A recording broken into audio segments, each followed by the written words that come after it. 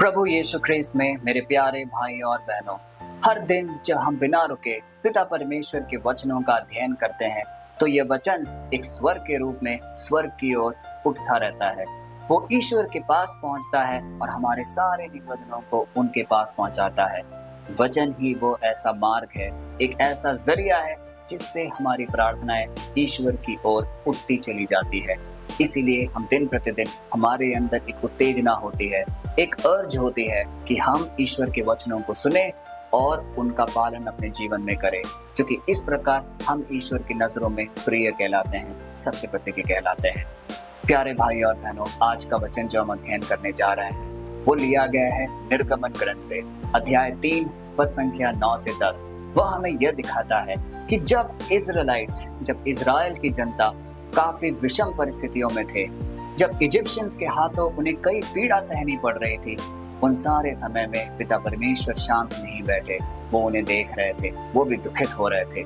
इसलिए अंततः वो मूसा को निर्धारित करते हैं कि वो वहां जाएं और उन सारे लोगों को वहां से बाहर छुड़ाएं।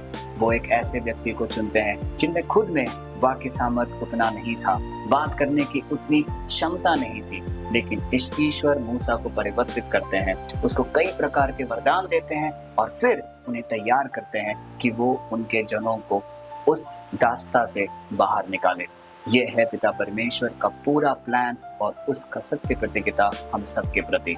तो आइए इस वचन का आदर करें और वचन सुने और जानें कि वो हमें क्या समझाना चाहता है। निर्गमन ग्रंथ अध्याय 3 पद संख्या 9 से 10 यह कहता है, मैंने इजराइल के लोगों की पुकार सुनी है। मैंने देखा है कि मिस्रियों ने किस तरह उनके लिए जीवन को कठिन कर दिया है। इसलिए अब मैं तुमको फिरौन के पास भेज रहा हूँ। जाओ, मेरे लोगों अर्थात इजराइल के लोगों को मिस्र से बाहर लाओ। प्यारे भाई और बहनों, ये एक खूबसूरत संवाद है जो पिता परमेश्वर मूसा के साथ कर रहे हैं। कौन थे मूसा? मूसा एक हत्या के आरोप में, कई पराजय के आरोप में उन्हें मिस्र से भागना पड़ गया था। लेकिन आज हम उसी मूसा को देखते हैं कि वो एक दंडवत स्वरूप ईश्वर से सारे वरदान लेकर एक बहुत बड़े राज्य की अगुवाई करके उन्हें ईश्वर के मार्गदर्शन में आगे लेने को निकले हैं। यह है पिता परमेश्वर की कृपा और अनुकंपा मूसा के जीवन में। और यदि हम यह देखें कि आज के वचन में किस तरीके से पिता परमेश्वर इजरायलियों पे होता हुआ पीड़ा, उन पे होता हुआ अत्याचार देखकर दुखित होते हैं और फिर कहते हैं कि मैं तुम्हें निर्धारित कर रहा हूं कि तुम फिरौन के पास जाओ और उनको उससे छुड़ाओ और तुम उन्हें मिस्र के देश से बाहर निकालो, तो यह बात साफ साफ दर्शाता है कि ईश्वर हमारे दुखमय समय में, जब हम कष्ट या पीड़ा में होते हैं, तो वो कभी हमें अकेला या तन्हा नहीं छोड़ता।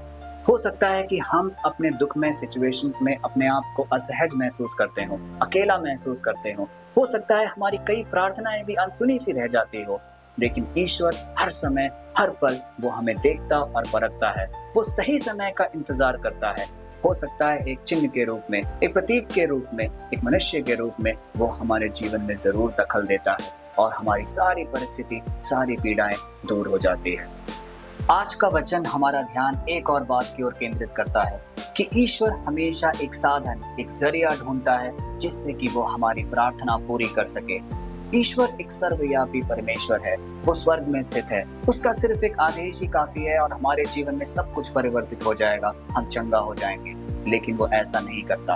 वो निरंतर हर पल हर क्षण मनुष्यों को ढूंढता और उसे परखता है। वो देखता है कि हम किस अवस्था में हैं और हमारे जीवन को एक आधार के रूप में, एक जरिया के रूप में वो इस्तेमाल करता है, जिससे कि वो हमें खुशी, हमारी सारी बीमारियों से हमें चंगाई दे, हमारी सारी आशाएं पूरी करे और इस प्रकार हम उसके योजना में सम्मिलित होते हैं।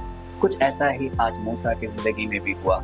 वो अच्छे वक्ता नहीं थे, वो लोगों को आगे लीड करने की क्षमता उनमें नहीं थी, वो अच्छी तरीके से बोल नहीं पाते थे। लेकिन जब ईश्वर के सानिध्य में वो आए, जब ईश्वर की उपस्थिति उनके जीवन में प्रवेश किया, तब वो पूरी तरीके से रूपांतरित हो गए, वो बदल गए। उनमें वो सारी क्षमता आ गई जिससे कि वो इजराइल, इनके प्रिय जन को वो बाहर निकाल पाए मिस्र के हाथों। इसी प्रकार प्रभु हमारे जीवन को भी सशक्त करता है।